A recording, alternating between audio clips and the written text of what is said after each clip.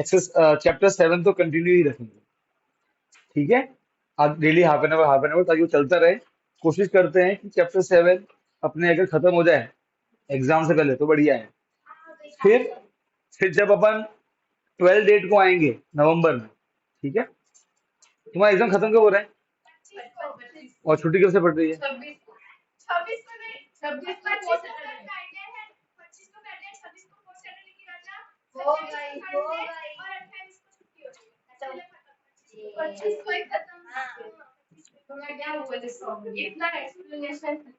अरे मैं तुम्हारा 26 से हॉलीडेज है, ठीक है।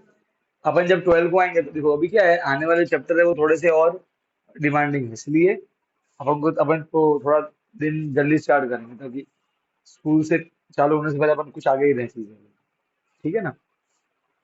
ओके, फिर तुम्हारे अब एग्जाम कब होंगे फाइनल? मार्च में होंगे तुम्हारे तो।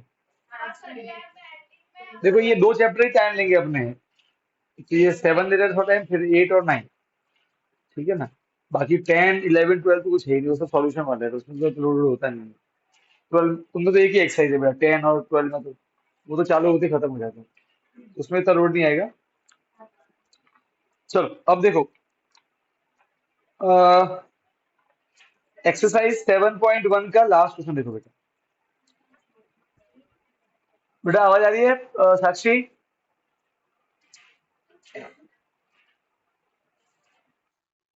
हाँ, और तू आई क्यों नहीं डिगली?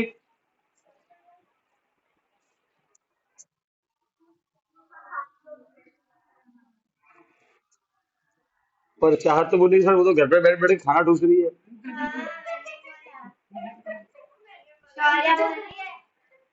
हाँ, और ऐसे मतलब वो चाहत बोल रही है कि सर की चाहत बोल रही है कि सर वो बोल रही है कि मैं तो भानु सर को बुलाऊंगी भी नहीं, कलाकंद है, लापसी है, ढोकले हैं। हाँ, और भानु सर को तो कुछ नहीं मिलेगा, सारा मैं अकेले खा जाऊंगी। मतलब बेटा साक्षी ऐसे करने का यार, मैंने तेरा क्या बिगाड़ा है? सामर्थी, सॉरी साक्षी, यार तेरे से उम्मीद नहीं थी ये यार। चलो मुझे बेटा इस बार समझ में आता है सामर्थी का वो कंजूस बन सकती है, बॉम्बे जाती है लेके भी नहीं आती है। एक बात तो मुझे अपने सौदे का भी समझ में आता है, वो भी कंजूस है। अकेले अकेले मच्छर खाती है, सॉरी मुझे खाने भी नहीं, हाँ ना ना ना ना।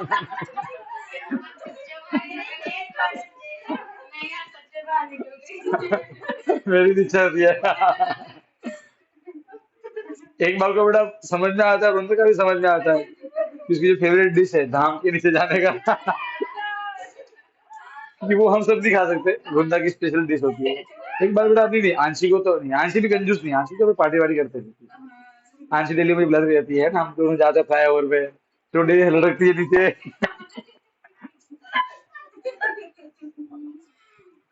ओके, क्वेश्चन 8 देखो बेटा, अच्छा क्वेश्चन है, लैंग्वेज पढ़ोगे। गिवन क्या है, उससे पहले मैं वापस से बता दूं, किसी भी दो ट्रायंगल को कॉन्ग्रुएंट प्रूव करने के कितने तरीके हैं? 5, S S S, S A A S, R H S, समझ गए? डन। अच्छा अब देखो बेटा, क्वेश्चन नंबर 8 में पहले गिवन क्या है, देखो। इन राइट एंगल ट्रायंगल एबीसी, देखो बेटा एबीसी ये दिख रहा है, यहाँ देखना बोर्ड पर एबीसी। ये एबीसी जो है ये राइट एंगल ट्रायंगल है, मतलब इसमें कहेंगे एंगल 90 होगा ना, ये तो 90 होगा। एबीसी में कहा है, देखो लिखा है right angle at, right angle at, in right angle triangle ABC, right angle at C, मतलब ये सी पे कितना एंगल बन रहा है? 90, ये दिया हुआ है, तो आपको लिख देने का है एंगल ए सी बी। देखो ए सी बी ये पूरा कितना है? M is the mid point of A B, समझना बेटा। एम क्या है? मिड पॉइंट इसका। अच्छा देखो बेटा, ए बी का अगर एम मिड पॉइंट है, सुनना, तो ए बी के दो टुकड़े इक्वल, यही होता है मीनिंग मिड पॉइंट का।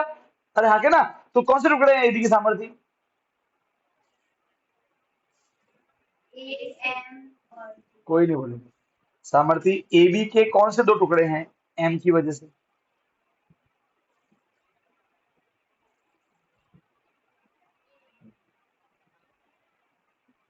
ये और ये, क्या नाम है इसका?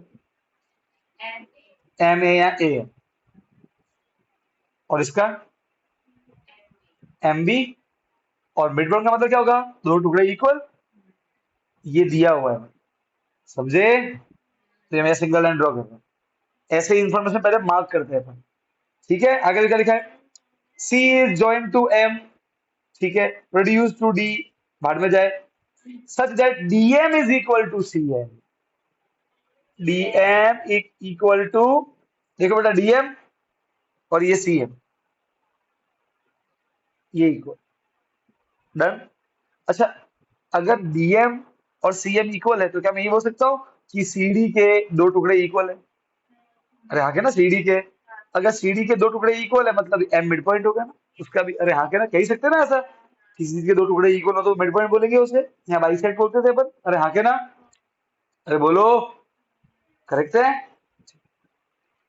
ओके, फर्स्ट क्या शो करना है वो देखो बेटा। ये तो गिवन हो गया। अब टू शो, फर्स्ट क्या दिखाना है? Triangle A M C is congruent to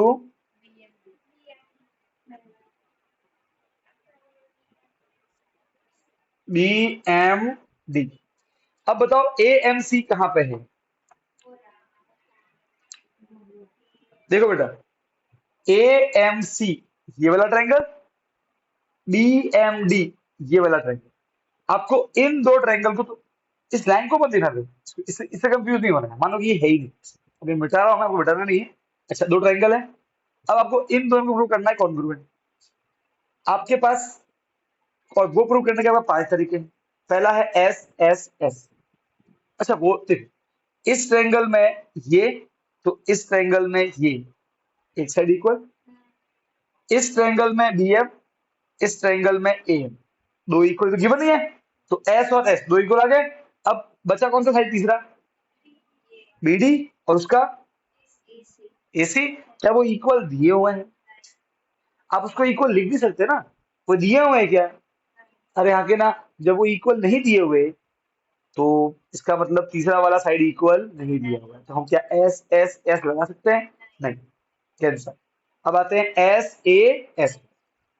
देखो, ये और ये इक्वल दिए हुए हैं, इस ट्रायंगल में ये, इस ट्रायंगल में ये, इस ट्रायंगल में ये, इस ट्रायंगल में ये, दो साइड इक्वल तो दे दी। इस ट्रायंगल में ये एंगल और इस ट्रायंगल में ये एंगल, कोई नहीं बोलेगा। पता कौन सा एंगल है ये? वर्टिकली अपोजिट एंगल, पता है ना, ऐसे एक्स एंगल बनते हैं और होते इक्वल ही होते हैं। अरे भाई हाँ के ना, तो ये अगर एक्स तो ये भी एक्स। अरे हाँ के ना, देखो इधर देखो, दो साइड इक्वल, उनके बीच में फंसा हुआ एंगल इक्वल।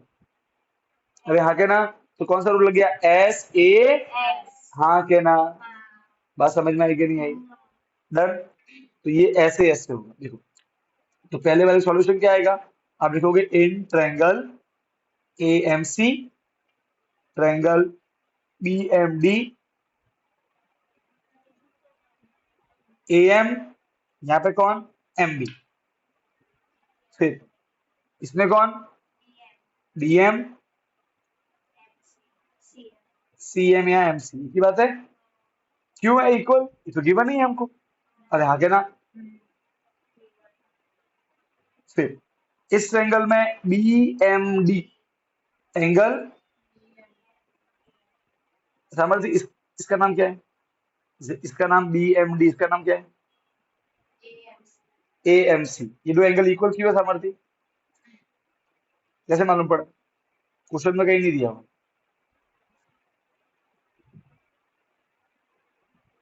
बताओ कैसे मालूम पड़ा ये दोनों एंगल इक्वल है? ये वाला और ये वाला।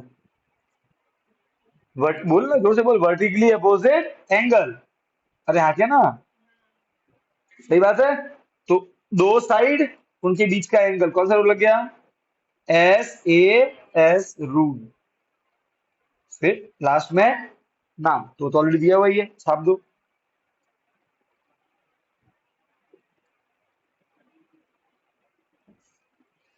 यहाँ तक क्लियर है? ये वन। अब बेटा देखो क्या प्रूव करना है सेकंड में। DBC is right angle. क्या मतलब है डीबीसी राइट एंगल? यहाँ देखो बेटा। अच्छा ये एंगल डीबीसी कौन सा है? अच्छा सामर्थ्य क्या ये एंगल डीबीसी है? तो ये एंगल डीबीसी है पूरा वाला, हाँ क्या ना? डीबीसी ये पूरा एंगल। अरे हाँ क्या ना? ठीक है। मतलब मुझे इस पूरे को 90 दिखाना है। सही बात है। आंशी क्या कर रही है?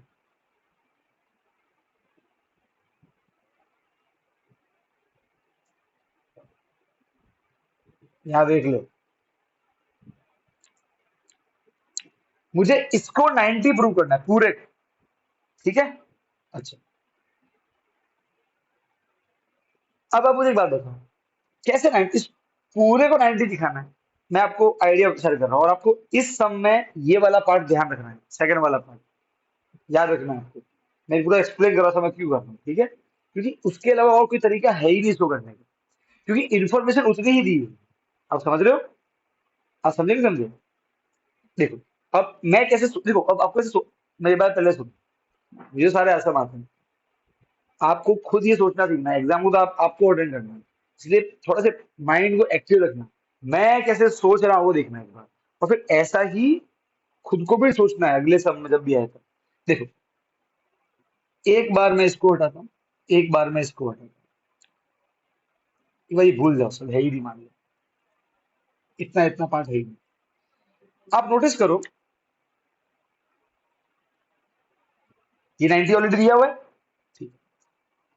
ये 90 प्रूव करना है सर। आंशी बता ये तो कौन सा एंगल है, बी और सी? साक्षी तू बता बेटा कौन सा एंगल है ये बी और सी? सी और साक्षी बताएगी। साक्षी बता।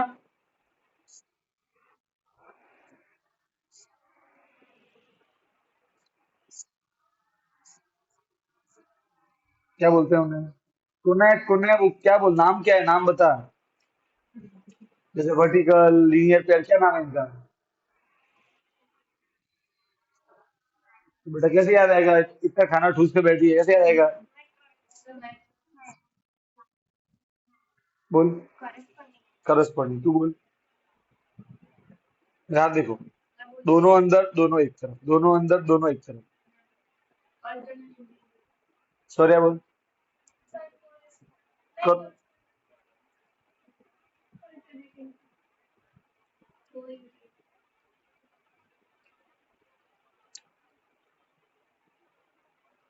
दोनों अंदर दोनों एक तरफ को इंटीरियर एंगल। अरे आगे ना करस्पॉन्डिंग ये होता है, दोनों एक तरफ दोनों ऊपर, दोनों एक तरफ दोनों ऊपर ऐसे। यहाँ दोनों एक तरफ दोनों नीचे, अल्टरनेट ये होता है। अंदर और क्रॉस में, अंदर और क्रॉस में से क्रॉस में, ये होते हैं को इंटीरियर। दोनों अंदर दोनों एक तरफ, ठीक है? भले आप उनको ऐसे बनाओ, दोनों अंदर दोनों एक तरफ, दोनों अंदर दोनों एक तरफ, ठीक है? मैं कहीं कह ना बेटा आपको पहचानना सीखना पड़ेगा, एक बार को वो आ गया तो फिर खत्म। ये जो एंगल है ना को इंटीरियर, ये आपको कोई सिखा सकता नहीं है, आपको पहचानना पड़ेगा। आप समझे? जैसे कि अब इसको मार्कर बोलते, ये समझना नहीं है, ये पहचानना है। समझना क्या होता है कि सर डिवाइड कैसे करते हैं, वो समझना होता है कि पहले ये नीचे लेके आओ फिर ये नीचे ले, वो समझना होता है। एक होता है याद करना होता है, मतलब आपको पहचानना पड़ेगा। तो मैंने को बता दिया कि भाई ऐसे मैं ऐसे पहचानता हूँ, तो आप भी अपने ट्रिक बनाओ, ऐसे कब से बोल रहा हूँ। आप समझे? आई थिंक आप उस बात को सीरियसली ले नहीं रहे हो। आपको झटका लगेगा जब आगे समझेंगे तो जब चैप्टर 8 आएगा तो फिर क्या करोगे?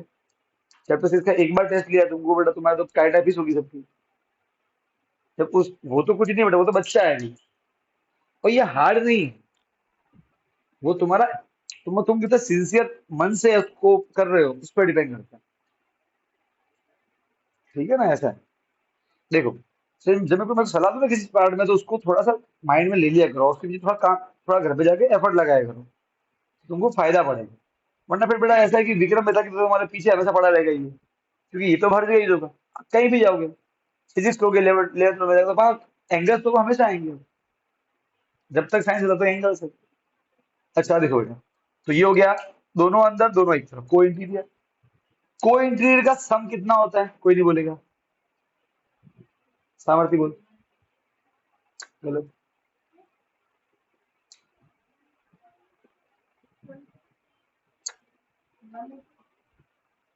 अगर इक्वल हुए या लाइन पैरेलल तो ही 180 होगा। आपको ये बोलना चाहिए कि सर को इंटीरियर का सम 180 होता है, पर उसके लिए लाइन पैरेलल होनी चाहिए, यस और नो। को इंटीरियर का सम 180 नहीं होता।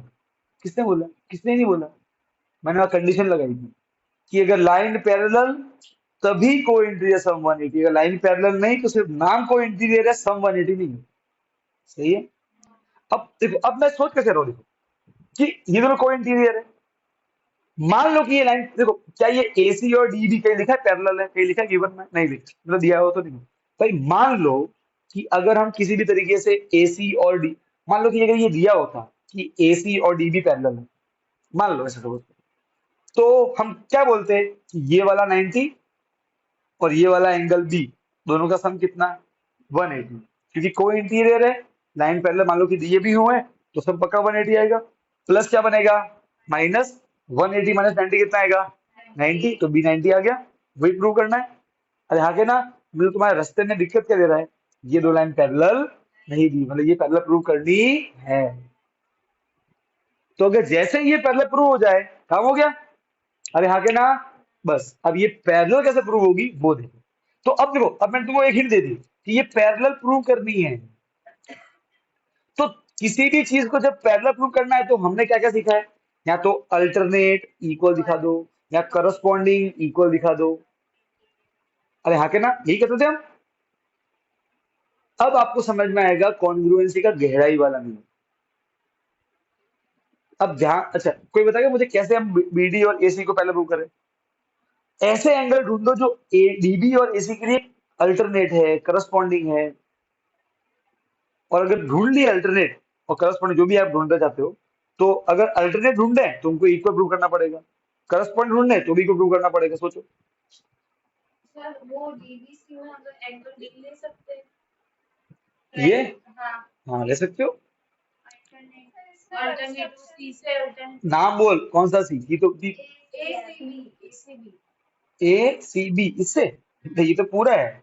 एसीएम एक मिनट, ये और ये नहीं एमसीबी सर एमसीबी ये हाँ नाम बोल उसका, उसका नाम एंगल ए सी बी नहीं है, उसका नाम ए सी एम है। ए सी बी तो पूरा हो गया, ए सी एम क्या ये दोनों अल्टरनेट है, पहले तो क्वेश्चन ही अल्टरनेट है। एक सेकेंड, क्या ये अल्टरनेट है, पहला क्वेश्चन हाँ क्या नहीं है। अल्टरनेट कैसे ना बेटा, दोनों अंदर दोनों क्रॉस, क्रॉस में है ना, एक इधर और एक उधर उस बाजू, हाँ क्या ना, तो दोनों अंदर दोनों क्रॉस में, एक ऐसे एक ऐसे, अल्टरनेट तो है।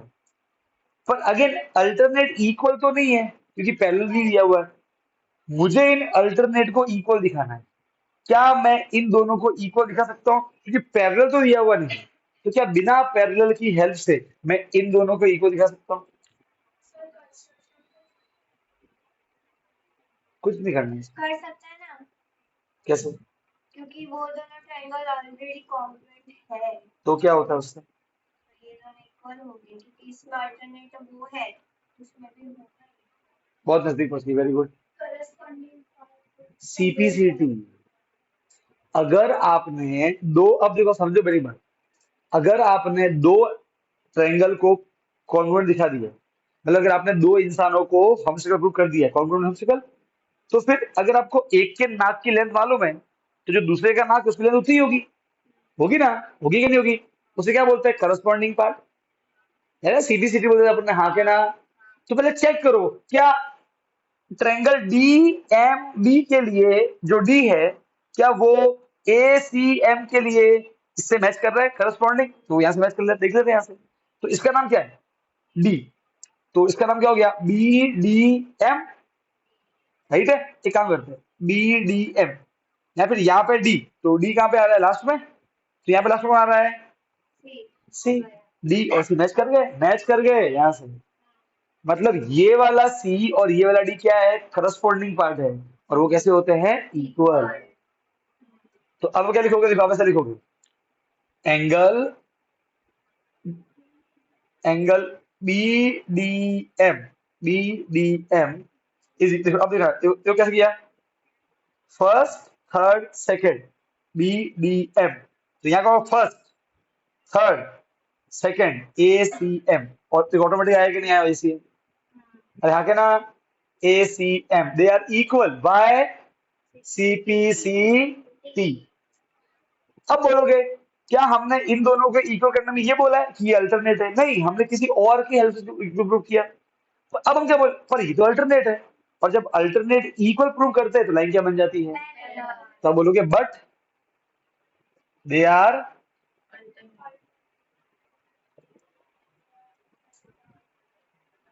और जब अल्टरनेट इक्वल होता है तो लाइन क्या बन जाती है, therefore DB is parallel to AC।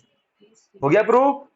अब देखो, अब हम प्रूव करेंगे कि एंगल बी 90 है, कैसे, अब हम सिर्फ इतना ड्रॉ करते हैं, बाकी को भूल जाने का, ये है बी, ये है डी, ये है सी, और ये है ए, राइट है, सी और 90 दिया हुआ है पूरा। अब यहाँ क्या बोलोगे, अब देखो, अब ये हमने, अब हमने ये पहले प्रूव कर दिए हैं, तो अब क्या बोलोगे, angle A C B, A C B ये पूरा plus angle D B C, D B, इनका सम 180, क्यों, को इंटीरियर है, और लाइन पहले प्रूव कर दी है, पहले क्यों नहीं लिया, ट्रिपल लाइन, लाइन पहले नहीं थी ना, है ना। अब एसीबी कितना है, 90, प्लस क्या बनेगा,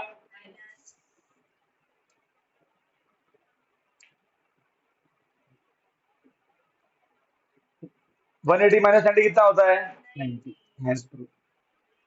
ये बात समझ में आएगी नहीं, क्लियर है। तो मालूम पड़ रहा है कैसे सोचते हैं अपन। देखो आपको ऐसे क्रॉस क्वेश्चनिंग करना सीखना पड़ेगा, जैसे कि आप किसी चोर को है ना, एक पुलिस क्वेश्चन कर रहे हैं, कहाँ गया था, सर दुकान पे गया था, क्यों गया, चप्पल क्यों उतारी, क्यों नहीं पहने।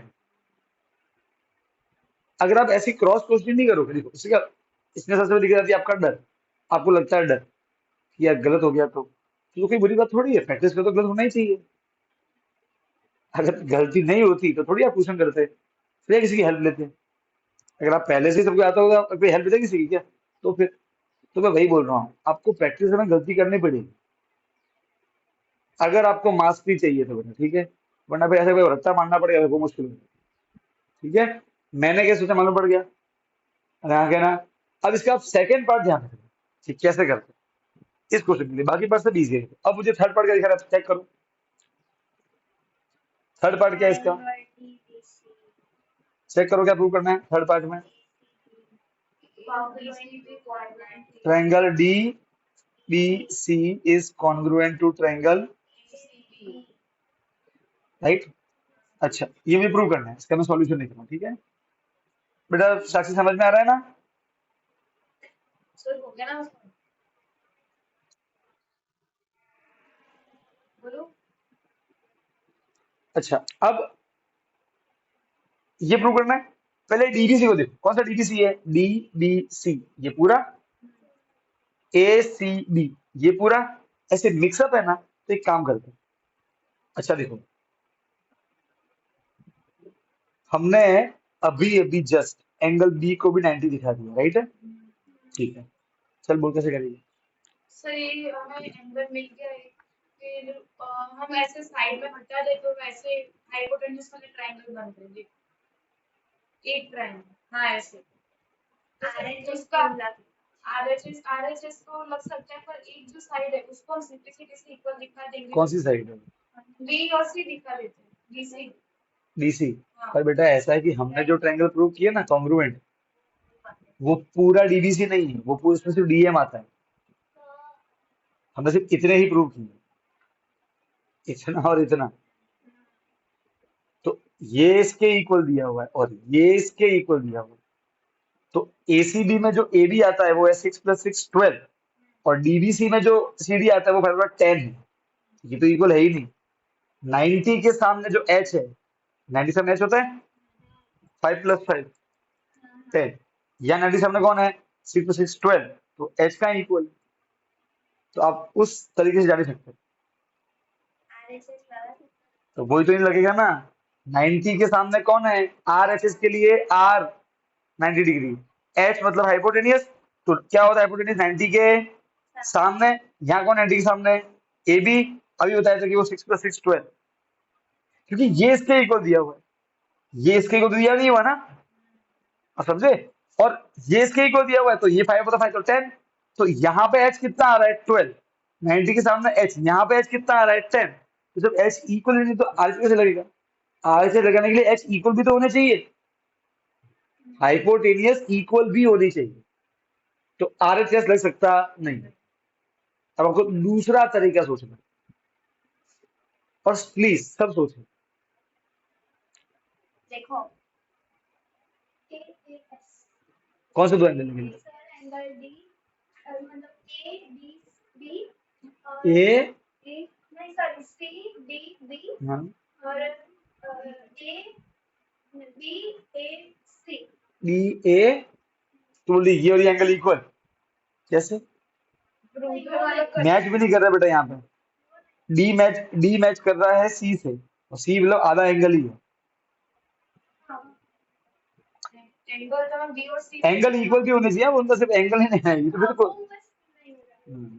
एक साइड हमें मिल गई शायद। कौन सी, ये डीबी और एसी हमने अभी नहीं इक्वल तो ये नहीं हुआ डीबी और ऐसे। तो बीसी कॉमन। हाँ बीसी कॉमन, देखो बेटा, बीडीसी में बीसी आता है, एबीसी में भी बीसी आता है, कॉमन। डन, एक तो कॉमन है, राइट। अच्छा देखो मैं इधर देखो कैसे सोचते हैं, मैं देना सिखाता हूँ। सबसे पहले वो देखो जो आपके सामने है, ऑलरेडी प्रूवन है। देखो जो देखो, डीबीसी में एंगल भी 90 है, एसीबी में एंगल सी 90 है, तो एक एंगल तो मिल गया। अब आपके मन में लड्डू फूटेगा, सर 90 है मतलब आरएचएस, राइट है। तो वो लड्डू मत फूटने देना, क्यों, क्योंकि क्वेश्चन में ये इसके इक्वल दिया हुआ है, तो अगर ये 6 तो ये भी 6, और ये इसके इक्वल दिया हुआ है, तो ये 5 तो ये भी 5। तब उसे आपने इसको 6 क्यों लिया, क्योंकि ये और ये तो इक्वल नहीं दिए हुए ना, आप समझे। तो फिर मुझे मैं कैसे लूँ इसको 6। तो समझो बेटा, देखो डीडीसी में 90, एच क्या होता है जो 90 के सामने आया, तो मुझे बताओ बेटा 90 के सामने कौन है, सीडी, कितना है 10, ठीक। इस ट्रेंगल में 90 सामने कौन है, ए बी, 6 + 6 12, तो यहाँ पे एच आ रहा है 12, यहाँ पे एच आ रहा है 10, क्या वो इक्वल है, नहीं। तो आर एच एस लगेगा नहीं। तो आपके मन से ये लड्डू फूट गया आर एच एस वाला, वो तो लगा सकते नहीं।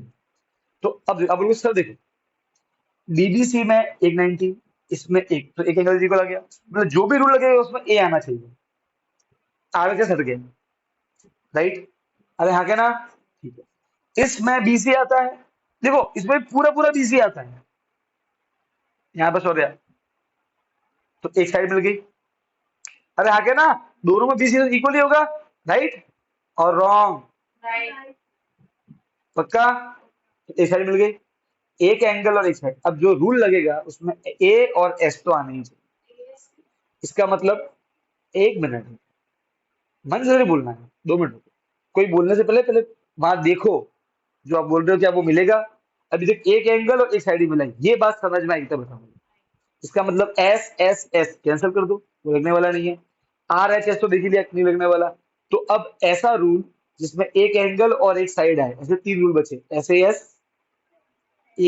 एस और ए एस ए, ठीक है। अब समझ में,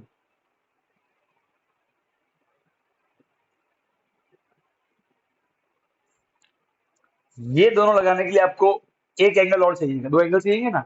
अब सोचो आप, डीबीसी में और इसके अंदर वो एंगल, अब देखो, अब आपको ढूंढना है इन तीनों में से कोई लगाना है। सोचो कौन सा लगेगा। एबीसी जो है ट्रायंगल, तो उसमें है ना डी डी जो है उसका आधा एंगल आ रहा है और इस बार में सी का आधा एंगल आ रहा है। कहाँ दिया कि वो आधा ही है? किसी के दो टुकड़े होना मतलब आधा नहीं। जब तक नहीं दिया जाए नहीं मानना नहीं। और देखो कभी भी कोई भी आपके मन में आता है उसको पूछने डरने का नहीं। जैसे इसने पूछा ना, तो आज मैंने उसको बताया राइट है, तो ये समझ गई कि अगली बार जब तक देंगे तो आपको बोलना वैसे बोलना सीखो। समझे, अच्छी बात है। तो ये बात समझिए क्यों ले सकते हैं, क्या दिया हुआ है, कहीं पे आधा ही है वो। भाई मान लो कि मैं रीमा को गर्दन से काटूं, तो दो टुकड़े हुए, थोड़ी आधे आधे हुए। वो तो मैं यहाँ से काटूंगा तो आधे आधे होंगे, तो क्या दिया कि आधा आधा ही कट है वो, क्या गिवन है। तो आप उस तो आपको सोचना नहीं है, ये आइडिया कैंसिल, ऐसे आइडिया लाओ। और सर ऐसे यूज कर सकते हैं क्योंकि हमें वो ए सी बी वाला एंगल मिल चुका है, बीसी साइड कॉमन है, तो फिर वो डी बीसी वाले ट्रायंगल में डीसी कॉमन डीसी साइड लेंगे और ए सी बी वाले ट्रायंगल में ए अरे पर वो डीसी और एबी अभी दिखाई, ये 10 था, 5 और 5 10, 6 से 12 कहाँ इक्वल है? अभी बताया ना मैंने, ये इक्वल, ये इसके इक्वल। अरे डीसी इसका पार्ट है, ये 5 आइडिया था ना मैंने अभी, तो वो 10 आया था और ये 6 6 12 आया था, तो कहाँ इक्वल है डीसी और तो। मैं तो वो हटा ही दिया, स्टार्टिंग में हटा दिया मैंने उसको। वो आप ले नहीं सकते क्योंकि उसके बारे में इन्फॉर्मेशन गिवन नहीं है। सर एसी और कोई नहीं बोले, कोई नहीं बोलेगा। एंगल कौन सा एंगल? एम। अरे ढिंगली, जब जरा डीसीबी को देख, और देखो गलती करने से डरना मना। एम डीसीबी में एंगल एम तो कोई है ही नहीं। डीसीबी में तीन ही एंगल है, डी बी और सी, ये तो बीच में बना हुआ कोई फालतू एंगल है, वो इस डीबीसी का पार्ट भी नहीं है। समझ रही है? डीबीसी में डी बी और ये सी, ये तीन एंगल ही आता है क्या नहीं है? आप ये मत देखो बेटा, आप ये बीच में देखो, ये अरे ये डीबीसी, डी बी और सी, ये तो बीच का एंगल है, वो ट्रायंगल का पार्ट ही नहीं है। तो उसको मत देखो। हाँ बंदा क्या बोल रही है बेटा? तो पैरेलल होने से क्या हुआ?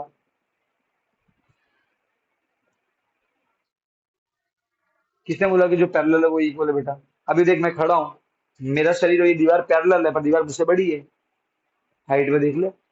पैरेलल से इक्वल नहीं आता है बेटा। ये देख, ये मार्कर और ये बोर्ड पैरेलल है, दोनों ऐसे ऐसे हैं, पैरेलल है। पर बोर्ड बड़ा है, मार्कर छोटा है, पैरेलल इक्वल नहीं होते लेंथ में। हाँ वृंदा बोल। डी बी और एसी, ये दो साइड इक्वल है, कहाँ गिवन तो है ही नहीं। पर हमने सीपीसीटी में कहाँ दिखाया, हम कहीं नहीं दिखाया किसी को। तो बी डी एम लिखा है इक्वल। वो तो एंगल दिखाया है बेटा। ये आंसर तो पहुंच गई थी, इसको पीछे नहीं हटना चाहिए था। कॉन्ग्रुएंट है कौन सर। कॉन्ग्रुएंट है? सर हमने हम प्रूव किया कि वो कॉन्ग्रुएंट है, कौन वो क्या होता है बेटा? बीबी और एसी, डीबी और एसी कॉन्ग्रुएंट प्रूव नहीं किए हैं? मतलब वो सीपीसीटी में वो तो होता पहले है। प्रूव किए। बिल्कुल सही बात बोल रहे हो। ऐसा बोलो कि देखो सर, ये जो 90 है, ये बीसी 90, और इसके बीच में आ रहा है 90। अरे हाँ क्या ना? अच्छा, इस वाले ट्रायंगल में बीसी आता है, 90 आता है, और ये साइड आती है।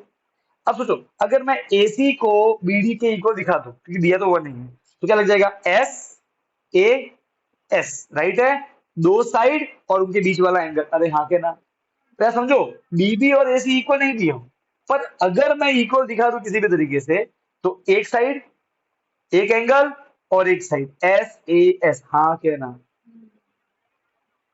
अरे हाँ के ना? तो क्या डीबी और एसी इक्वल दिए दिए तो नहीं है, पर हम प्रूव कर सकते हैं कैसे। अब देखो, डीबी जो है वो डीएमबी में आता है, एसी जो है वो एएमसी में आता है, वो ऑलरेडी हमने कॉन्ग्रुएंट दिखा दी यहाँ पे। ये जो छोटा वाला ट्रायंगल है देखो, ये छोटे वाले में डीबी आता है, ये छोटे वाले में एसी आता है। देखो मैच भी कर रहे हैं, करस्पॉन्डिंग पार्ट भाई। देखो AC first third, BD first third, match कर, ऑटोमेटिक मैच करेगा नहीं कर रहे हैं? अरे हाँ के ना? Corresponding part AC first third, BD first third, हाँ के ना? मैच किए कि नहीं किए? अरे यस और नो। अब आप लिखो तो ये हो गया, इसके अंदर बीडी, इसके अंदर एसी इक्वल, क्यों? सीपी से डी, क्योंकि ऑलरेडी हमने वो ट्रायंगल दिखाई कॉन्ग्रुएंट, ठीक है। फिर इसके अंदर कौन सा एंगल? एंगल बी 90, इसके अंदर एंगल सी 90, ऑलरेडी प्रूवन, यहाँ पे कर दिया 90 90 प्रूव दोनों को, और दोनों में बीसी कॉमन। अरे हाँ के ना, वो तो कॉमन तो इक्वली होता है, तो साइड एंगल साइड, दो साइड उनके बीच का एंगल एस ए एस, ये लगेगा। ये बात समझ में आएगी नहीं? देखो मैं चाहता हूँ 2 मिनट में खत्म कर लेते हैं। आप समझे क्रॉस क्वेश्चनिंग के लिए जरूरी होती है भाई। देखो समझ में आया कि नहीं आया, कैसे आंसर तक पहुंचे? देखो सबने अपने आइडिया शेयर किए, जो बच्चा आइडिया शेयर नहीं करेगा, ठीक है, उसको तकलीफ होगी। डरना नहीं है बोलने से, मुझे ये लग रहा है। तो जब आप गलत बोलोगे तभी सही तक पहुंचोगे। इन चैप्टर में यही तरीका है, और कोई तरीका नहीं है इन चैप्टर में मास्टरी हल करने का, ठीक है, फाइन। और अगर आपको समझ नहीं समझ में आ रहा है तो फिर ऑब्जर्व करना ध्यान से, खुले मन से डर निकाल दो। डर डर रखना नहीं, डर को क्या होगा, आप सीख नहीं पाओगे। ये नहीं सोचना है कि यार मुझे नहीं आ रहा है, मेरे मार्क्स तो ऐसे भी नहीं आएंगे। तो चिंता मुक्त रहो ना यार, ठीक है। आपका मकसद है सीखना, ऑब्जर्व करो, देखो उसको, और धीरे धीरे धीरे आपका माइंड में ऑटोमेटिक क्लिक हो गया, अच्छा ऐसे सोचना है, ऐसे सोचना है, ठीक है। अभी तो शुरुआत। अब देखो तो हम क्या लिखेंगे, DB is equal to AC, क्यों? सीपी, फिर angle B is equal to angle C 90, already proved, अरे हाँ के ना, और BC is equal to BC, क्यों? कॉमन, दोनों में आता है। तो क्या लिखोगे, by S A S, congruent, नाम ऑलरेडी दिया हुआ है, अरे हाँ के ना, बेटा फटाफट छापो इतना, हाँ। फोर्थ का फोर्थ करेंगे, पहले ये लिखो, वहीं कर दें, चलो करते हैं, चलो फिर साथ में लिखना, फिर खत्म। फोर्थ पार्ट देखो बेटा, एक कैमरा घुमा इधर, बेटा साक्षी समझ में आया ना? Right one done.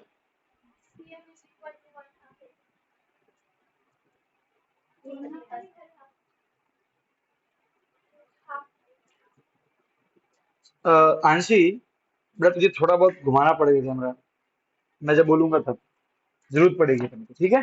अभी थोड़ी देर के लिए कैमरा इधर रखना, फिर मैं समझाऊंगा। आ रहा है? और सही बेटा, साक्षी सही विजिबिलिटी है बोर्ड की? ठीक है। लेक्चर में कौन है? जेनिस भी, जेनिस लेक्चर में है क्या? जेनिस, हाँ बेटा समझ में आ रहा है ना? तो बेटा तू भी तो आइडिया शेयर कर जब मैं कोई क्वेश्चन पूछता हो तो, है ना बेटा?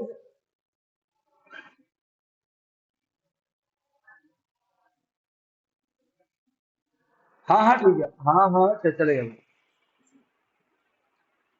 ठीक है। अब देखो बेटा ध्यान से, देखो मुझे क्या प्रूव करना है फोर्थ वाले में, यहाँ देखना बेटा, ये जो सीएम है, यहाँ देखो, ये सीएम है, ये क्या है? ये ए बी का आधा है, मतलब अगर ए बी 10 तो सी एम 5, ए बी 20 तो सी एम 10। आप समझे? मुझे ये प्रूव करना है, बात समझ में आएगी नहीं आई? अच्छा ठीक है सर, ये ए बी किसका पार्ट है? ए बी सी का।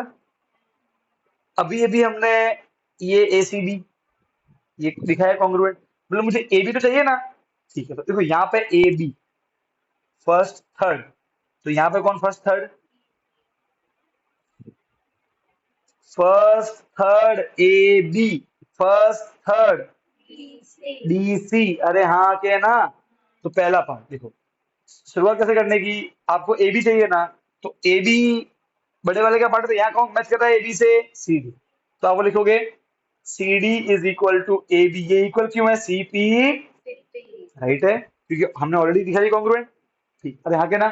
अब देखो, अरे यस और नो, अब देखो हमें प्रूफ में क्या चाहिए? ए बी, तो मुझे ए बी तो रखना, क्या मुझे यहाँ पे सी डी चाहिए? मुझे तो सी एम चाहिए, तो क्या मैं सी डी से सी एम ला सकता हूँ? ला सकता हूँ। देखो सी डी, उसके दो टुकड़े, CM प्लस MD, कोई दिक्कत?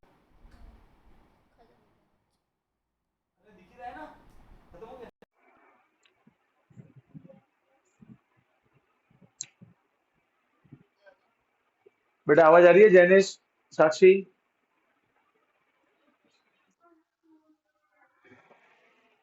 जैनिश आवाज आ रही है बेटा? ठीक है। अब देखो बेटा, देखो मैं कैसे सोचता हूं, मैं वो बता रहा हूँ। ठीक है, देखो हमको CM चाहिए पर हमारे पास CD है। सर आपने यही क्यों लिखा? क्योंकि मुझे प्रूफ में AB चाहिए था ना, तो मैं AB कहाँ से लेके आऊं? मुझे यहाँ से हिंट मिलेगा कि AB, तो इधर CD, BC CD एक ही बात है, तो मैंने वो लिख दिया। अब मुझे AD तो रखना है, तो मुझे CD हटाना है, क्योंकि मुझे उसकी जगह CM चाहिए। तो हमने हमारे फिगर में सर CD किसके बराबर है? CM plus MD, CM MD, अरे हाँ क्या ना, इक्वल दिया है ना, तो इसको लिख सकते हैं CM plus equal to E। और सर मुझे प्रूफ में तो MD भी नहीं चाहिए, जैसे CM चाहिए। तो क्या मैं MD को CM बना सकता हूँ? बना सकते हो, क्योंकि MD और CM बराबर ही दिए हुए हैं। तो आप MD की जगह लिख दोगे CM, CM CM रखो, इसकी जगह ये लिख दो। अरे हाँ क्या ना, कोई दिक्कत है क्या? क्यों? क्योंकि MD is equal to CM, given ही ऑलरेडी। अरे हाँ क्या ना, ना what is CM plus CM? 2CM। 2 multiply क्या बनता है? डी बाई मतलब 1/2। अरे हाँ क्या ना, ऐसे। बात समझ में आई? क्लियर है क्या नहीं क्लियर है? ठीक है, डन। छापो फटाफट इसको।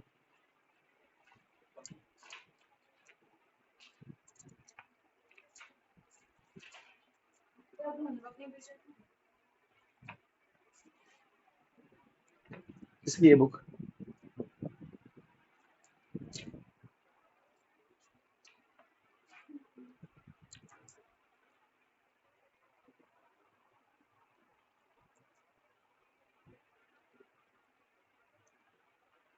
अब बेटा अपने डाउट वाउट लेके आना डेली, है ना? डेली का अपना 40 मिनट्स होंगे, वो होगा डाउट सेशन। है ना, बिल्कुल। लास्ट का half an hour doubt session है।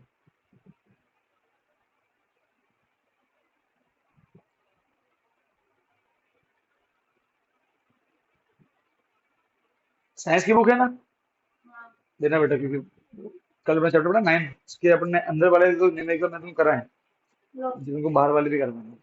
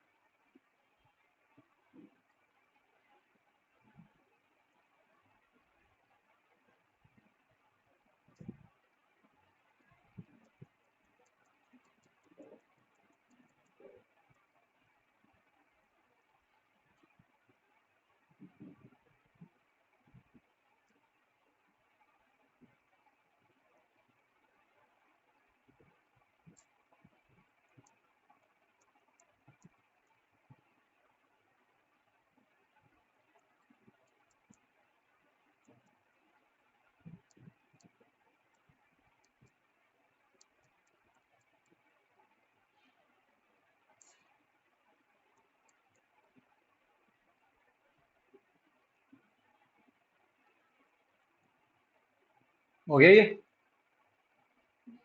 फास्ट फास्ट लिखो यार, बहुत स्लो लिख रहे हो।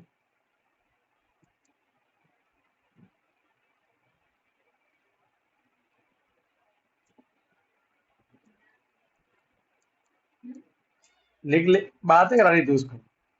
एक तो वो स्लो मोशन है। इतना हो गया सब।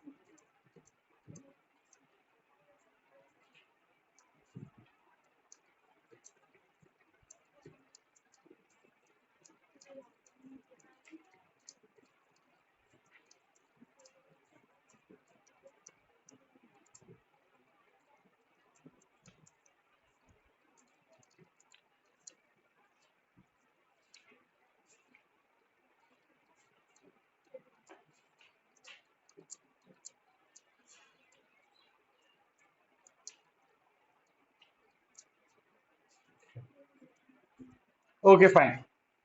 अब चैप्टर 8 जो अपने कल खत्म किया है, उसके जो पीछे कुछ है न्यूमेरिकल्स, तो, तो मैं तुमको उसके जो पहले जो थियरी वाले क्वेश्चन है वो थोड़ा डिस्कस करता हूँ, और जो न्यूमेरिकल्स है वो अपन यहाँ पे होमवर्क के जरिए डिस्कस करेंगे सारे, ठीक है ना?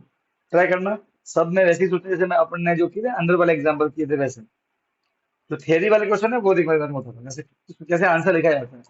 अगर थोड़ा अलग क्वेश्चन आते तो आप अपना वो सोच के लिखना, जो भी आपका सब्जेक्ट का नॉलेज है उसके अकॉर्डिंग। अब टेक्स्ट बुक है साइंस की? नहीं है तो अब क्वेश्चन सुनना बेटा। तो क्या लिखा है?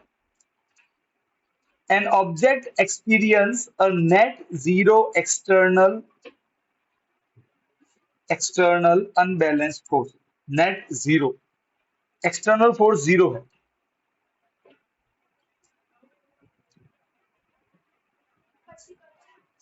देखो, एक्सटर्नल फोर्स जीरो है, मतलब बाहर से आ रही है बात।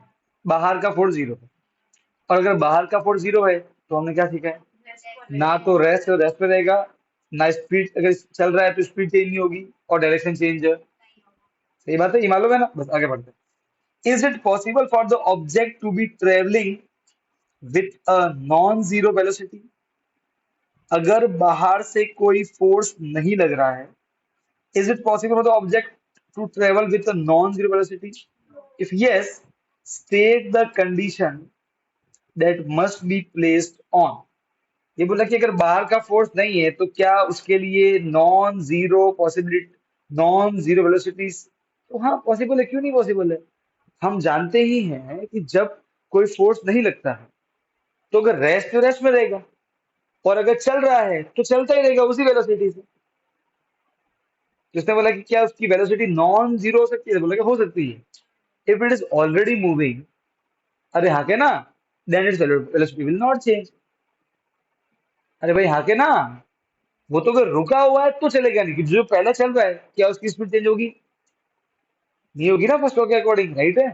तो बोला yes, it is possible for that object to have a non zero velocity if it is already moving, है ना? And all the forces acting on it are zero. समझ गए? ये पॉसिबल है। Done. And if it is in rest then it will have zero velocity. अरे हाँ के ना, ये दोनों कंडीशन मेंशन करना उसमें, बात समझ में आई? अरे हाँ के ना, है ना? तो आपका आंसर सही रहना चाहिए, ठीक है? बाकी अगर मैम ने से कोई और आंसर लिखवाया हो तो वो देख लेना अपने एक बार। मैम ने आंसर लिखा चैप्टर के? ये देखने वाले अच्छा। सही है। अब देखो बेटा, when a carpet is beaten with a stick, dust come out of it. अपने वो एक्सपेरिमेंट किया था भाई, due to inertia, inertia of rest and motion, दोनों दोनों काम करते हैं उसमें, ठीक है? तो क्या बोलना? When we beat the carpet with a stick, Okay, then due to the inertia of rest and motion, the dust particle comes out of the car. Yes और नो? इधर यहाँ पे क्या करता है, इनर्शिया, है ना? और फिर थोड़ा बहुत मेंशन कर लेना वो, नाउ वी नो, मान लो कि 2 मार्क का क्वेश्चन है तो मेंशन करना, now we know according to first law of motion, तो मेंशन कर दिया, फिर लिख देना inertia due to inertia of, समझे ना, ताकि मैडम मैडम का ही काम होता है, डन, समझे? थोड़ा थोड़ा सा कंटेंट देने का टीचर को, समझे ना? Fine. Why it is advised to tie any luggage kept on the roof of the bus with a rope? क्यों भाई? अगर आप ऐसे बोल देखो, now if the luggage is not tied and the bus is moving, ऐसे समझना, then if the bus stops suddenly, then due to inertia of direction, अरे पता है 3 इनर्शिया होते हैं, रेस्ट का, मोशन का, डायरेक्शन का, ना तो अपने आप,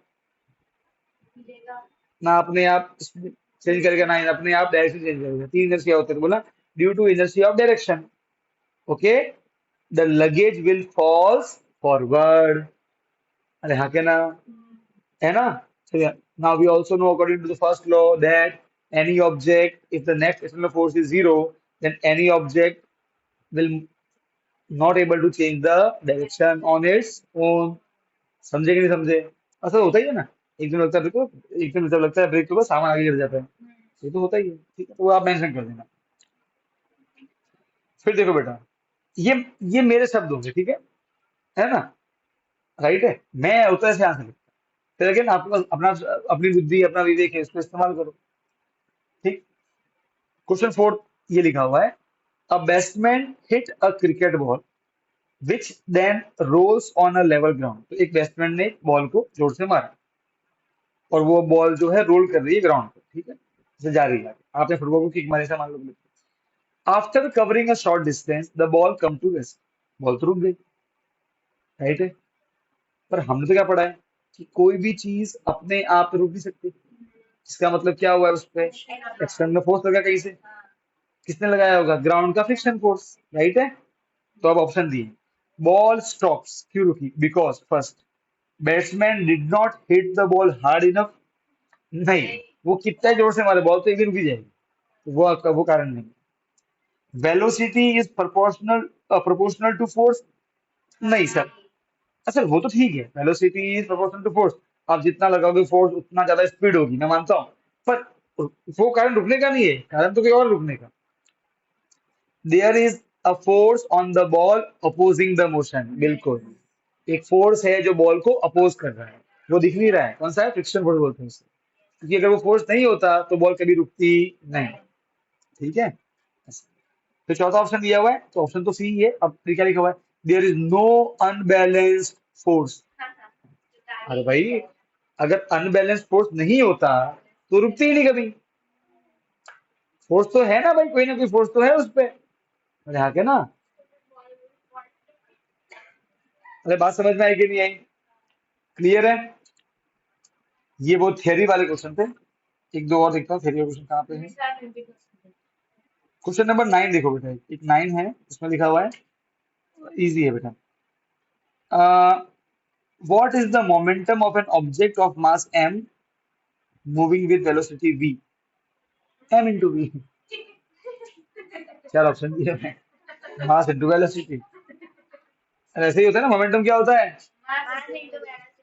ये होता है, ठीक है. और क्वेश्चन नंबर 10 में ये अच्छा क्वेश्चन देखो, ये आपका नॉलेज टेस्ट करेगा, चेक करते हैं किसको कितना आता है, किसने कितना जब समझा, ठीक है, ध्यान सुनो. Using a horizontal force of 200 Newton we intend to move a wooden cabinet on the floor at a constant velocity. समझना, ये फ्लोर है, ये वुडन कैबिनेट है, मतलब एक लकड़ी का टुकड़ा है, ठीक है, हम उसको, हम उस पर लगा रहे हैं 200 न्यूटन का फोर्स, और जब हमने लगाया उस पर 200 न्यूटन का फोर्स तो उसकी वेलोसिटी कांस्टेंट है, चेंज नहीं हो रही है. अब जब हम उसको घिसेंगे तो ग्राउंड की वजह से इस पे क्या लगेगा, फोर्स ऑफ, वो तो लगता ही है, अरे हाँ क्या ना, राइट, ओके, तो दो फोर्स लग रहे हैं इस पे, एक इधर और एक इधर, ठीक है, और इसकी वेलोसिटी कांस्टेंट है, समझ गए? डन। हम जो लगा रहे फोर्स वो कितना है, 200 न्यूटन। फ्रिक्शन कितना है वो नहीं दिया हुआ है ना, समझ रहे हो? अब पढ़ना, यूजिंग अ हॉरिजॉन्टल, हॉरिजॉन्टल मतलब ऐसे सीधा, वर्टिकल मतलब ऊपर, राइट है, ये होता है हॉरिजॉन्टल, मतलब फोर्स इधर लगा रहे हैं अपन 200 न्यूटन का। We intend to move this wooden cabinet on the floor with constant velocity, speed change नहीं हो रही है। What is the force of friction that will exert on the cabinet, friction की वैल्यू कितनी है बताओ?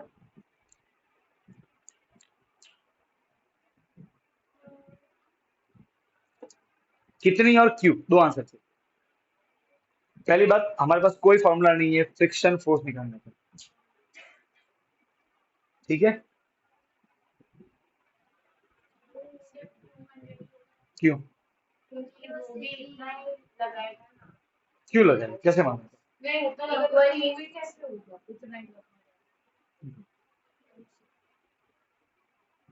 सर मोमेंटम यूज कर सकते हैं कि मास इन मोशन। तुमको जो करना है वो करो, मुझे तर्क बताओ, फ्रिक्शन की वैल्यू कितनी है?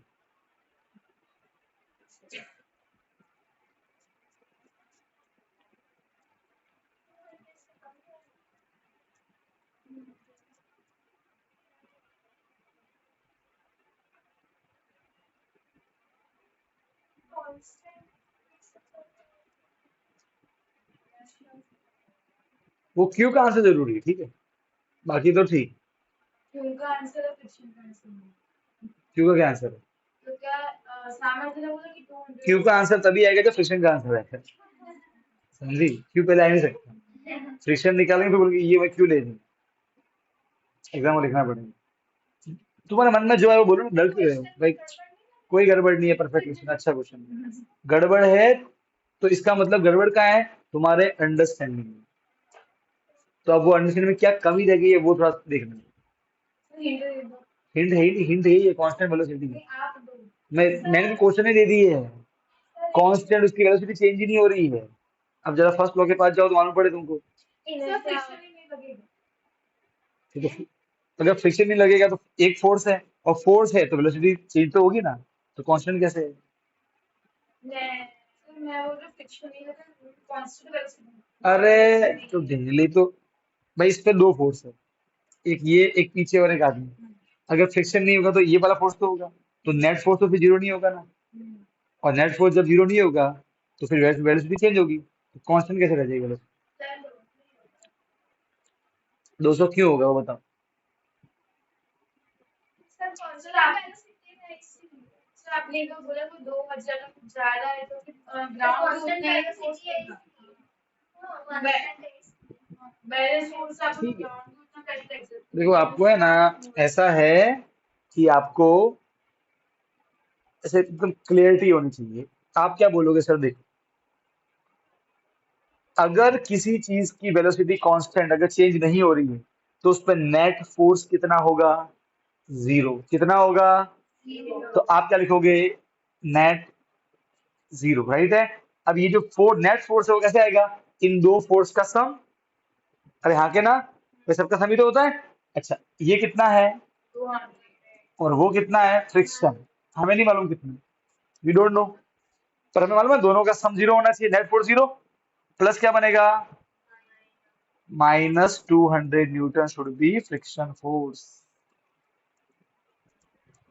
फ्रिक्शन फोर्स 200 के इक्वल होना चाहिए और अपोजिट, तो इधर 200 इधर 200, तो क्योंकि अपोजिट है तो +200 -200 नेट फोर्स जीरो, और जब नेट फोर्स जीरो होता है तभी ऑब्जेक्ट की वेलोसिटी चेंज होती नहीं है।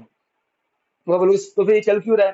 देखो, अब वही तो दिक्कत है, आप आपकी सोच में ये कमी है कि आपको पता है सर जब सब बराबर है तो वो रेस्ट से मोशन में कैसे आया? अरे भाई वो स्टार्टिंग में मोशन में लाने के लिए तो हमने हमको ये फोर्स लगाना पड़ेगा इससे ज्यादा, पर जैसे ही एक बार वो चलने लगेगा, एक बार वो चलने लग गया मान लो उसकी स्पीड 10 हो गई, और फिर अगर ये वाला बराबर हो जाए तो उसकी स्पीड तो होती रहेगी। एक बार चलने लग गया, स्टार्टिंग में ये ज्यादा होना चाहिए, जब वो एक बार चलने लग जाएगा, अरे हाँ के ना, फिर तो उसकी स्पीड 10 हो गई, मतलब 10 हो गई। फिर अगर ये और ये बराबर है तो इसकी स्पीड हमेशा कितनी रहेगी, 10 ही रहेगी। अरे आगे ना, तुम्हारे मन में क्या वो चलेगा, अरे भाई वो क्वेश्चन में बोल रहा है कीप इट मूविंग, उसको चलाने चलते रहने देने के लिए। स्टार्टिंग वाला पार्ट में सोचो, डेफिनेटली वहां पे तो ये 200 इससे ज्यादा ही होना चाहिए फ्रिक्शन से, तभी वो रेस्ट मोशन में आएगा। पर एक बार चलने लग गया, उसकी स्पीड 20 हो गई या 10 हो गई, फिर तो अपना फोर्स और फ्रिक्शन अगर मैं दोनों बराबर कर दूं तो क्या उसकी स्पीड कभी चेंज होगी, नहीं, क्योंकि दोनों का मिला के 0, तो वो उसी स्पीड पे चलता रहेगा, क्योंकि नेट फोर्स 0 हो जाएगा। समझे कि नहीं समझे, तब क्या बोलोगे, देखो एग्जाम ऐसे करोगे, for an object to move with constant velocity according to first law, net force should be 0। ये लिख दिया, फिर लिख देना एफ नेट इज 0, फिर लिखना वो क्या हो जाएगा, फोर्स ऑफ फ्रिक्शन प्लस 200, तो ये आएगा, फिर प्लस बनेगा माइनस, तो फोर्स ऑफ फ्रिक्शन कितना हो जाएगा, ऐसे, तो फुल मार्क्स। चाहो तो फिर डायग्राम ड्रॉ कर सकते, समझे या नहीं समझे। उसको चलाते रहने के लिए नेट फोर्स 0 होना चाहिए, इसीलिए फ्रिक्शन को माइनस होना पड़ेगा। ये नहीं बोला है कि रेस्ट से मोशन में आने के लिए तब बताओ फ्रिक्शन, नहीं, तब तो डेफिनेटली बड़ा होना पड़ेगा। अरे आगे ना, क्योंकि जब कोई जीतेगा तभी तो वो चलेगा ना, ठीक है, ऐसा है। चलो बाकी जो है अपना न्यूमेरिकल्स मैं तुमको धीरे धीरे होमवर्क में दूंगा, तुम करते रहेंगे, ठीक है ना, अपने डिस्कस करते रहेंगे, 5-6 दिन के अंदर खत्म कर लेंगे इसको। और बेटा ऐसा है, बेटा अपनी तरफ से भी अब तैयारी एग्जाम की करना, ठीक है। अभी जैसे आज साइंस, आज आधा घंटा 1 घंटा जो पीछे के न्यूमेरिकल है वो ट्राई करना, कि वो सारे उसी से मैच करेंगे जिससे जो हमने कल किए हैं, तो आपकी बुद्धि बढ़ेगी बेटा, आपको समझ आएगा भाई कैसे वैल्यू लिखनी है। अरे आगे ना, और बेटा चैप्टर 6 का क्या हालचाल है इसमें, मैंने 2 प्रैक्टिस किया हाँ है। उसकी प्रैक्टिस जम के मैंने करना भी बेटा। की है। सिर्फ वही नहीं, मैंने बहुत सारे एग्जाम्पल भी भेजे थे हाँ ग्रुप वो में, भी वो की सारे है, जो है अलग अलग भेजता रहता हूँ मैं, वो भी वो की ट्राई करते रहने के, खुद से रटने का नहीं, सोचने का, ठीक है ना, ठीक है। सेक्शन का भेजा है। हाँ, आपसे बात हाँ डेली के अपने डाउट लेके आना, ठीक है। अब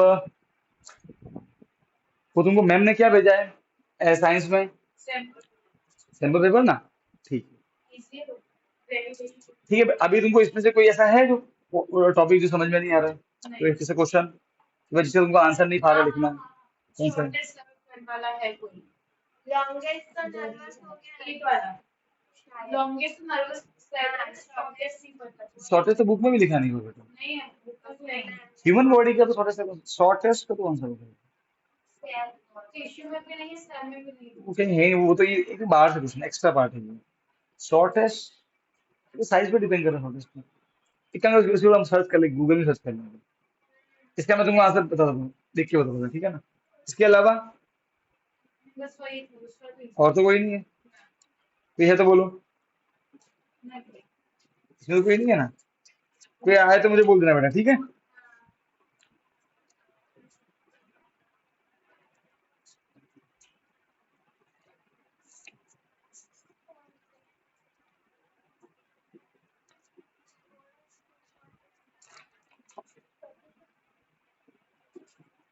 शॉर्टेस्ट स्मॉलेस्ट शॉर्टेस्ट तो स्मॉलेस्ट भी होगा शॉर्टेस्ट, कौन कौन सा है स्मॉलेस्ट, ऑप्शन ह्यूमन में, ठीक है, याद रख लेना। पर नहीं है स्पंज सेल तो माइक्रोस्कोप में अच्छे से दिख जाता है, और भी आंसर होगा इसका, पता नहीं, चलो कोई नहीं, एक काम करो मैम से पूछ लो, हाँ क्या पता उनके मन में दूसरा आंसर हो, ये आप ये ना ऐसे ऐसे क्वेश्चन होते हैं उनके आंसर वेरी करते रहते हैं। 9 सेल तो पक्के कॉमन ही है इसके लिए, ठीक है, वो तो कॉमन है, लॉन्गेस्ट वही होता है बॉडी में। शॉर्टेस्ट शॉर्ट मैम से कंफर्म कर लेना एक बार, ठीक है, मैम कौन सा, मैम जो मैम बोले वही एग्जाम में लिख के आना, बाकी तो पढ़ में जाए। देखो बेटा अब एक तुम्हारे इसी में एक क्वेश्चन है, ये वाला,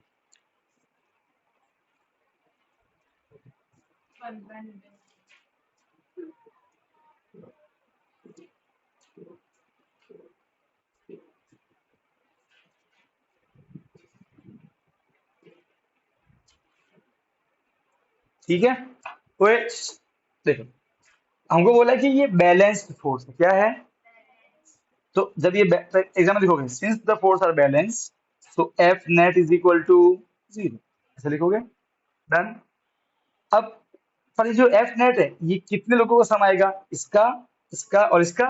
अब क्योंकि ये इधर लग रहा है तो देखिए आप ऐसे लिखोगे एफ डैश प्लस ये 15, क्योंकि 15 इधर है तो प्लस में लेंगे,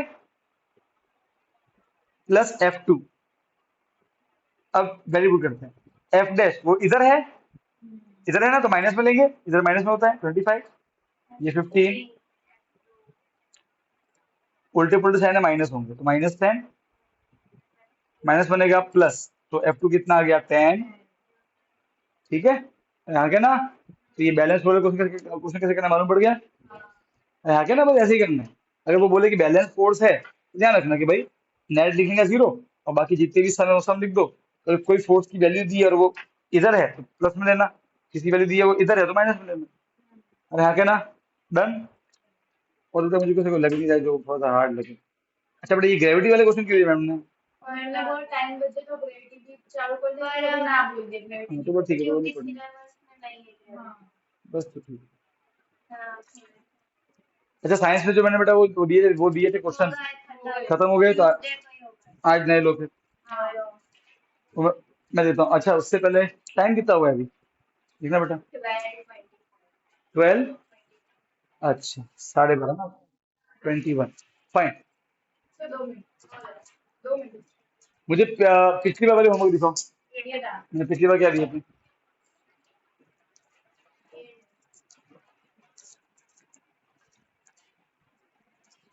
मैथ्स का कब है टेस्ट, 12 को, साइंस का 15 को, ठीक है। और बेटा आप कल से डाउट लेके आओ अपने, ठीक है। 12 को मैच स्टार्ट। हाँ, जाइलम फ्लोएम हो गया, डिफरेंट डिफरेंट स्पीड वेलोसिटी हो गया, all definition chapter 1, style to connective tissue. देखो हाँ वो तो वही वही करना पड़ेगा नेक्स्ट। चलो आज क्या कौन सा वार है, वेनसडे। वेनसडे। आज का लिखो वेनसडे का कनेक्टिव टिश्यू। सर कनेक्टिव लिखना है कि उसके सारे लिखने हाँ देखो एक काम करो ऐसे लिखो कनेक्टिव के, टाइप। मैं बता रहा हूँ, पहले लिखो उसमें कनेक्टिव लिखो blood bones ligament tendon, blood bones ligament tendon और कार्टिलेज, ये आज करना है। लिगामेंट टेंडन में कुछ है ही नहीं, वो तो चालू होते खत्म हो जाता है। ब्लड बोन्स लिगामेंट टेंडन और कार्टिलेज, सारे छुट्टी सारे ये सारे करना, ठीक। थर्सडे। अब थर्सडे लिखो, उसमें लिखो नर्वस टिश्यू प्लस कनेक्टिव के दो कौन से बचे, एरियोलर और एडिट एडिपोस, वो लिखो एरियोलर और एडिपोस, वो हो गया।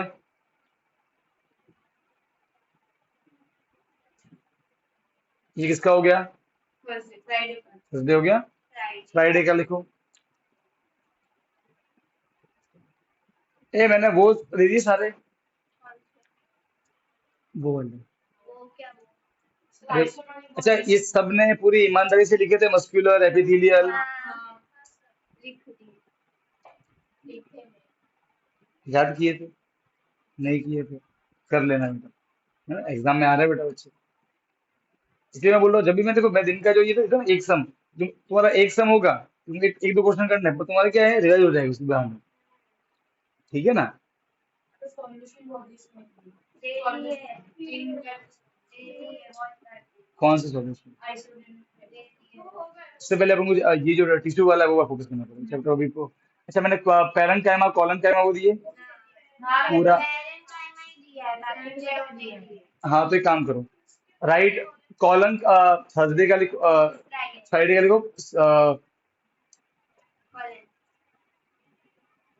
कॉर्क, कॉर्क प्लस, नहीं कॉर्क प्लस कॉलन काइमा स्क्लेरन काइमा,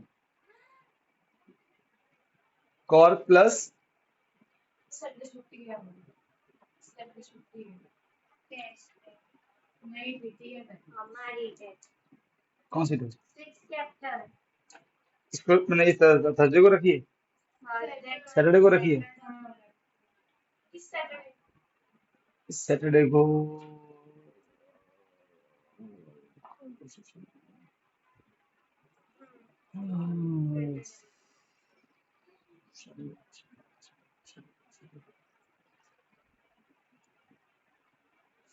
ठीक है। चैप्टर 6 का टेस्ट मैंने बोला ठीक है, बढ़िया, सही है। इससे तुम्हारा वो तैयारी भी उसकी नहीं सही से। ठीक है, क्या फ्राइडे तक हो गया? सैटरडे का लिखो।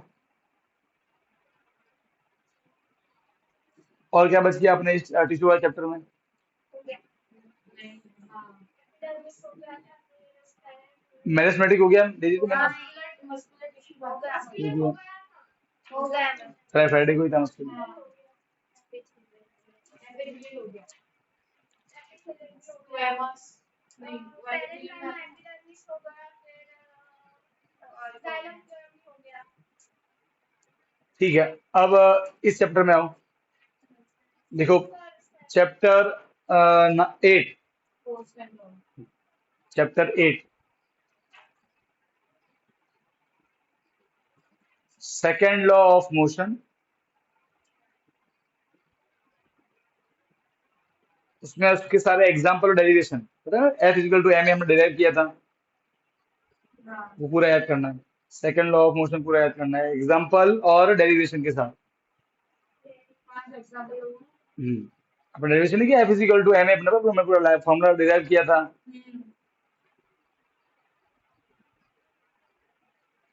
ऐसा लगता है कि मैंने ना डेरिवेशंस पूछने की मना किया था जब चालू किया था ना चैप्टर का। मैडम बेटा डेरिवेशंस नहीं आएगा।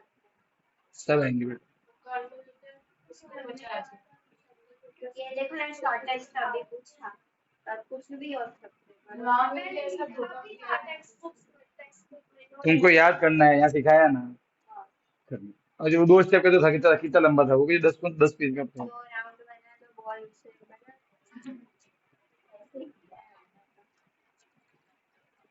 संडे ये कौन कौन सा हो गया? Saturday Saturday. देखो संडे का, संडे का देखो फर्स्ट लॉ ऑफ मोशन और थर्ड लॉ ऑफ मोशन। इसके एग्जाम्पल पढ़ना एक बार। एग्जांपल्स कितने एग्जाम्पल मत लिखना, पर पढ़ लेना। पढ़ना है सिर्फ डेफिनेशन एग्जांपल So उसको तो वही करना है, the first law of motion states that और उसके एग्जाम्पल पढ़ना, कहाँ कहाँ अप्लाई हो रहा है और वो समझना, उसकी समझ भी होनी चाहिए। ठीक है, भले ही सारे एग्जाम्पल डीप में मत लिखना, ठीक है, वो चलेगा। और इसमें वो भी ऐड करो, संडे को भी कर दो, इनर्शिया। 3 टाइप उसके। संडे को बस संडे का हो गया, इतना हो गया ना? ठीक है, इतना रखो।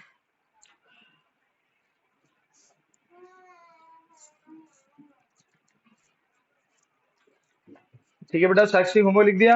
जैनिश,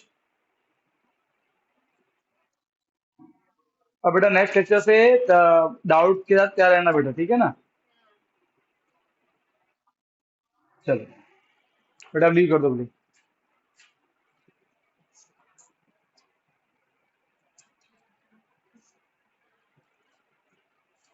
ओए लेक्चर बंद कर दो।